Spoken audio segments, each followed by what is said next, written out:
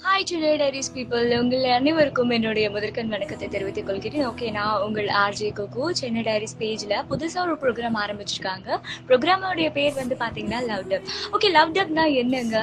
உங்களுடைய காதலை வந்து நீங்கள் வெளிப்படுத்தணுமா, இல்லை உங்களுடைய ஃப்ரெண்ட்ஷிப் வந்து ரொம்ப அழகானது அப்படின்னு சொல்லிட்டு உங்கள் ஃப்ரெண்டுக்கு மட்டும் இல்லை, இந்த உலகத்துக்கே நீங்கள் வந்து உணர்த்தணுமா? இல்லை என் காதலிக்கிட்ட என்னால் நேரடியாக போய் ப்ரப்போஸ் பண்ண முடியலைங்க, என் காதலை நீங்கள் இப்படி சொல்வீங்களா, இது மூலியமாக சொல்வீங்களா அப்படின்னு கூட நீங்கள் வந்து இங்கே வந்து பதிவு பண்ணலாம். நீங்க பண்ண வேண்டியது எல்லாமே ஒரே ஒரு விஷயம் மட்டும்தாங்க. என்னன்னா, நம்ம சென்னை டைரிஸ் அட்மின் பேனலுக்கு உங்களுடைய காதலோ அல்லது உங்க வாழ்க்கையில் நடந்த சுவாரஸ்யமான சம்பவங்கள் எதுவா இருந்தாலும் ஒரே ஒரு மெசேஜா நீங்க வந்து போஸ்ட் பண்ணி விட்டீங்கன்னா, நாங்க அதை வந்து நம்ம சென்னை டைரிஸ் லவ் டப் நிகழ்ச்சி மூலமா உங்க காதலுக்கு இனிமையா கொண்டு வந்து சேர்ப்போம். இது சென்னை டைரிஸ் லவ் டப். சரி வாங்க, ஃபர்ஸ்ட் நம்மளுடைய ஃப்ரெண்ட் சர்க்கிள் இருந்தே ஒருத்தர் வந்து அவருடைய வாழ்க்கையில் நடந்த சுவாரஸ்யமான விஷயத்த நமக்கு ஷேர் பண்ண இருக்கிறாரு. யாரு, எங்க, என்ன இருந்து அப்படிங்கிறது பார்க்கலாம் வாங்க. இது சென்னை டைரிஸின் love dub. The first impression is the best impression அப்படின்னு வந்து பொதுவாக சொல்லுவாங்க. ஆரம்பம் வந்து அழகாக இருந்தாவே போதும், எல்லாமே நல்லபடியாக நடக்கும் அப்படின்னு சொல்லுவாங்க. நம்மளுடைய நிகழ்ச்சிக்கு அப்படி தன்னுடைய வாழ்க்கையில் நடந்த சுவாரஸ்யமான சம்பவத்தை வந்து ஒரு தோழர் வந்து நம்மளுக்கு வந்து பதிவாக இங்கே பதிவிருக்காரு. என்னன்றதை பார்க்கலாம் வாங்க. வணக்கம் சென்னை டைரிஸ் பீப்புள், நான் வந்து உங்களை ஒருத்தன் தான் பேசுகிறேன். என்னை உங்கள் எல்லாருக்குமே நல்லாவே தெரியும். என் வாழ்க்கையில் நடந்த சுவாரஸ்யமான ஒரு விஷயத்தை வந்து நான் இங்கே ஷேர் பண்ணணும்னு ஆசைப்படுறேன். சுவாரஸ்யம்னா என்னங்க? காதல். வாவ், ஃபஸ்ட்டு வந்து பார்த்தீங்கன்னா காதல் அப்படிங்கிற ஒரு விஷயம் அவளுக்கு வந்து வந்திருக்கு. அவங்க என்னுடைய ஜூனியர், நான் அவளுக்கு வந்து சீனியர். காலேஜ் டேஸ்லேருந்து என்ன அவளுக்கு நல்லாவே தெரியும். ஸோ வந்து ராகிங்கில் ஆரம்பித்த எங்களுடைய அந்த ஒரு முதல் சந்திப்பு பிற்காலத்தில் நட்பாக மாறி காதலாக மாறிச்சு. முதல்ல எடுத்து போய் நான் அவகிட்ட சொன்னேன், எனக்கு ஒரு வாரம் டைம் வேணும்னு வந்து கேட்டா. ஆனால் வந்து 2 நாளில் வந்து ஓகே சொல்லிட்டா. பாருங்கள், 2 நாளில் வந்து அவங்களுடைய காதலை வந்து ஓகே சொல்லிட்டாங்களாம். அதுக்கப்புறம் வந்து பார்த்திங்கன்னா, இன்னும் அவர் வந்து அழகாக அவருடைய காதலில் உண்மையாக உணர்ந்த தருணத்தை வந்து நமக்கு பதிவிட்டிருக்காரு. வாங்க பார்க்கலாம். நாங்கள் நிறைய வெளியே சுற்றுவோங்க. எப்போவுமே நான் தான் அவளை வந்து ஹாஸ்டலில் ட்ராப் பண்ணுவேன். அப்படி ஒரு நாள் நாங்கள் வெளியே போயிட்டு வரும்போது மணி 7 இருக்கும். எப்போவுமே போகிற ரோட்டில் வந்து பார்த்திங்கன்னா டேக் டைவர்ஷன் அப்படின்னு வந்து சொல்லியிருக்காங்க. டேக் டைவர்ஷன் ஆனதுனால அவங்க வேறு ஒரு ரூட்டுக்கு வந்து போயிருக்காங்க. அந்த மாலை பொழுதில் வந்து பார்த்திங்கன்னா இருட்டு வந்து அங்கே அதிகமாக இருந்திருக்கு. போகிற வழியில் வந்து வெளிச்சம் இல்லாததுனால பைக் வந்து ஸ்லிப் ஆகி கீழே விழுந்திருக்காங்க. அங்கே ஆக்சிடென்ட் ஆகிருக்கு. பைக் வந்து அவங்க மேலே விழுந்திருக்கு. ஸோ நம்ம தோழருக்கு வந்து என்ன நடந்தது அப்படிங்கிறது ஒரு 5 நிமிஷமாக தெரியல. அதுக்கப்புறம் அவங்க காதலியோட அந்த சத்தம், அதாவது நம்ம தோழருடைய பேரை கூப்பிட்டுட்டே அவங்க காதலி வந்து ஓடி வந்திருக்காங்க. எனக்கு எதுவுமே தெரியல.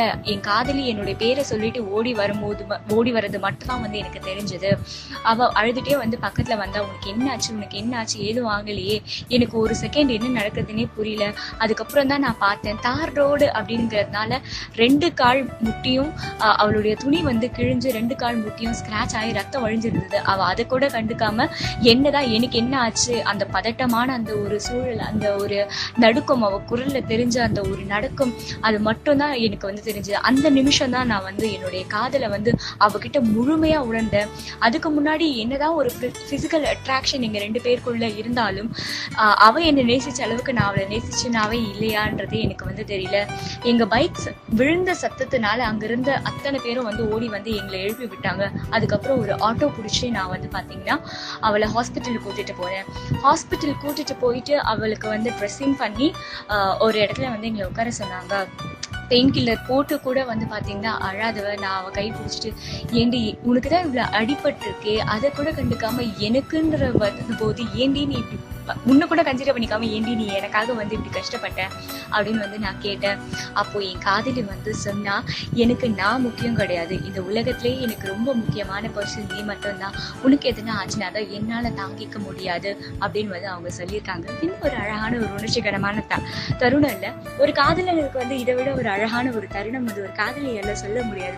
தன்னோட உயிரை கூட துச்சமா மதிச்சு காதலனுடைய உயிருக்கு என்ன ஆச்சு அப்படிங்கிறது தான் அந்த பெண் வந்து இங்க அழகா பதிவு பண்ணியிருக்காங்க.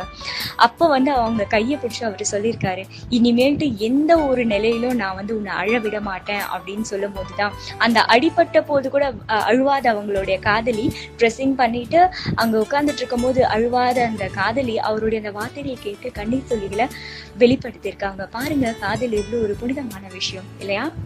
ஆல்மோஸ்ட் அவங்களோட 5 வருஷம் ட்ராவல் ஆஃப் லவ்ல வந்து பார்த்தீங்கன்னா நிறைய போராட்டங்கள், நிறைய சண்டைகள்லாம் இருந்திருக்கு.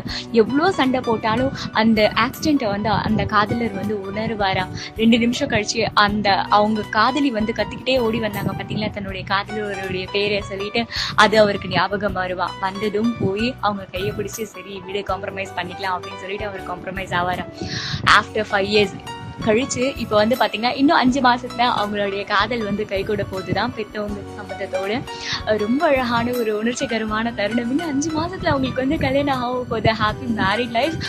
நம்ம சென்னை டைரிஸ் சார்பாகவும் என்னுடைய சார்பாகவும் பாருங்க ஃப்ரெண்ட்ஸ், உலகத்துல வந்து பார்த்தீங்கன்னா நிறைய விஷயங்கள் இருக்கு. ஆனால் அந்த காதல் அப்படிங்கிற விஷயம் வந்து எல்லாருக்குமே வந்து அந்த முதல் காதல், முதல் முத்தம், முதல் ஸ்பரிசத்தின் oh my God, it's a very என்ன சொல்றது, அந்த எக்ஸ்பீரியன்ஸ்க்கு வந்து வார்த்தையே இல்லைங்க.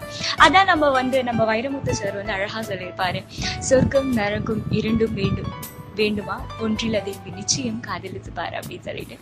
தொடரலாம். அடுத்த பதிவில் நான் உங்களை மீண்டும் சந்திக்கிறேன். அதுவரை உங்களிடமிருந்து விடைபெறுவது நான் உங்களுக்கு இது சென்னை டைரிஸின்